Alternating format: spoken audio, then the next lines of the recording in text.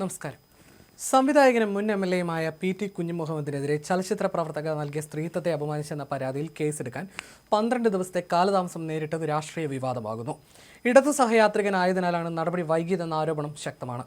ചലച്ചിത്രോത്സവത്തിന്റെ ഭാഗമായി തലസ്ഥാനത്തെ ഹോട്ടലിൽ വെച്ച് PT കുഞ്ഞുമുഹമ്മദ് അപമര്യാദയായി പെരുമാറിയെന്ന് ചൂണ്ടിക്കാട്ടി ഇമെയിൽ വഴിയാണ് സംവിധായിക മുഖ്യമന്ത്രിക്ക് പരാതി നൽകിയത്. നവംബർ 27-ന് മുഖ്യമന്ത്രിയുടെ ഓഫീസിൽ പരാതി ലഭിച്ചു.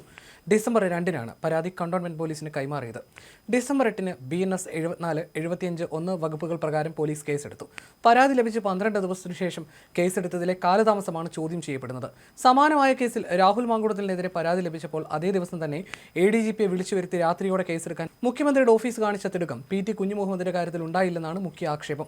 കേസെടുക്കേണ്ട എന്ന് കണ്ടോൺമെന്റ് പോലീസിന് നിർദ്ദേശം ലഭിച്ചിരുന്നതായും ആക്ഷേപം ഉയർന്നിട്ടുണ്ട്. ഇടത് സഹയാത്രികനായതിനാലാകണം നടപടി വൈകിയതെന്നാണ് വിമർശനം. ഇമെയിൽ വഴിയാണ് പരാതി ലഭിച്ചതെന്നും തന്റെ ശ്രദ്ധയിൽപ്പെട്ട ഉടൻ പോലീസിന് കൈമാറിയെന്നുമാണ് മുഖ്യമന്ത്രി പിണറായി വിജയന്റെ വിശദീകരണം. പ്രാഥമിക അന്വേഷണം നടത്തിയ ശേഷമാണ് കേസെടുത്തതെന്ന് പോലീസ് പറയുന്നു.